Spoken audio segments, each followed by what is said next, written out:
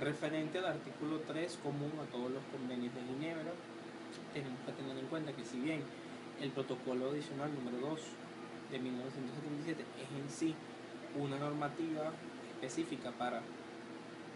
los conflictos armados de carácter no internacional, también hay que tener en cuenta que fue promulgado en 1977 y por su parte el artículo número 3 fue promulgado en 1949, es decir, la diferencia temporal es bastante grande. Por ende, el artículo número 3 marcó un antes y un después en lo que vendría a ser la regulación de los conflictos armados de carácter no internacional. Ahora bien, el artículo número 3 es una especie de mini convenio que dice de forma sencilla y condensada la normativa referente a los conflictos de carácter no internacional. De una forma más tipificada, explica que se prohíben actos contra la vida, actos humillantes, trata de rehenes, tratos crueles, humillación, torturas.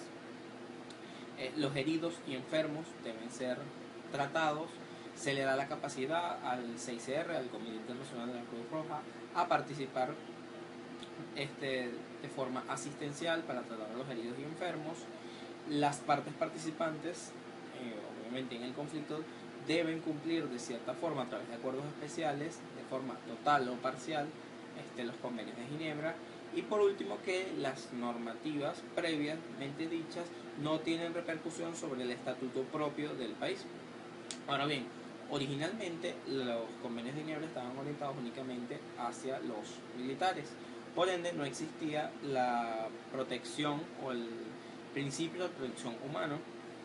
sino que simplemente se les protegía, estaban hechos en base a los militares,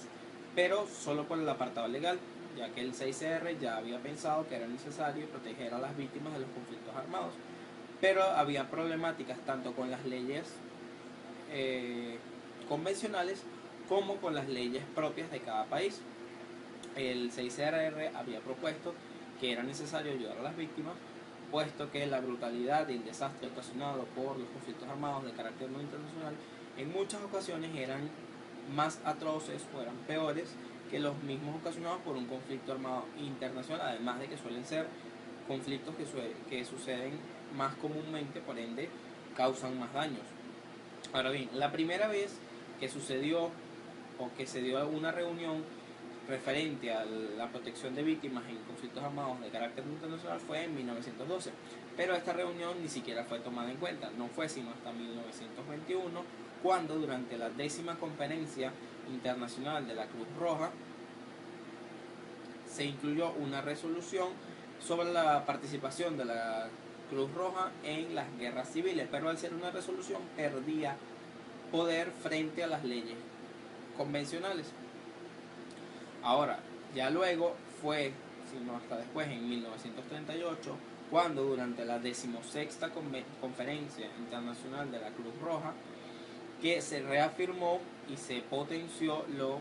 planteado en 1921 a través de otra resolución, donde se tipificaban de una forma más detallada los objetivos de la Cruz Roja en un conflicto armado de carácter no internacional.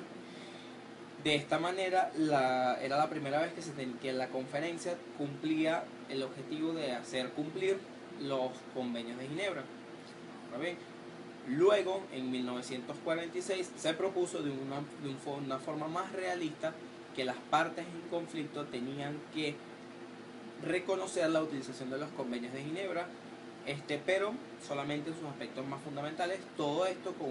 el fin de pseudo legalizar los convenios durante los conflictos armados de carácter internacional.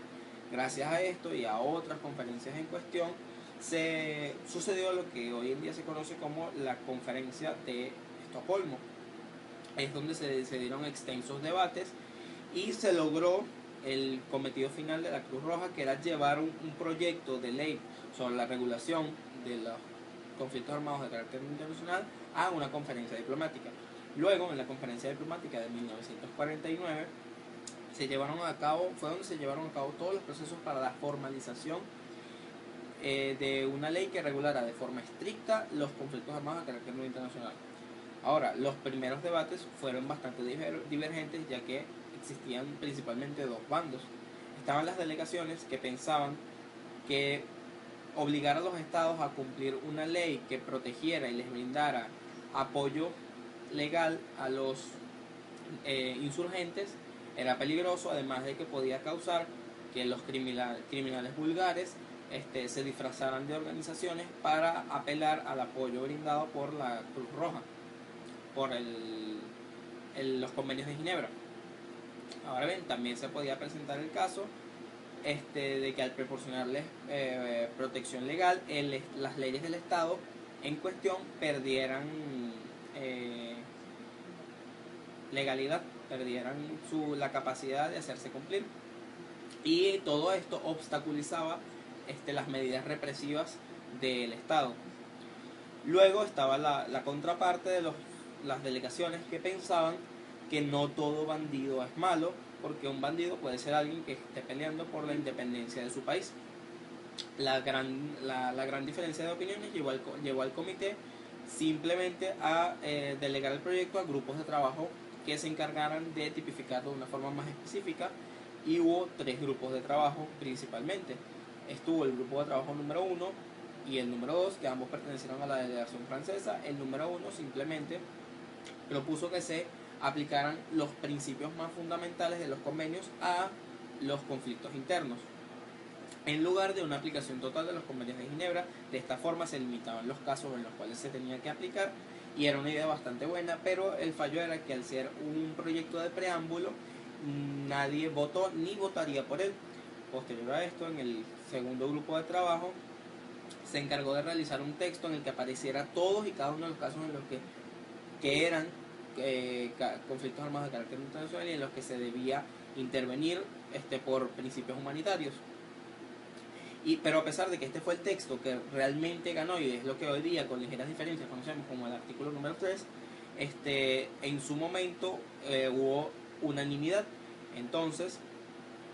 sencillamente apareció un tercer grupo de trabajo que fue perteneciente a la delegación de la URSS, que simplemente estaba basado en la delegación francesa, pero con diferencias en el método de aplicar. Finalmente, como no se obtuvo una decisión entre los 3 grupos de trabajo que hubo, simplemente se llevaron los 3 a una convención mixta, donde por cantidad de votos ganó el grupo de trabajo número 2,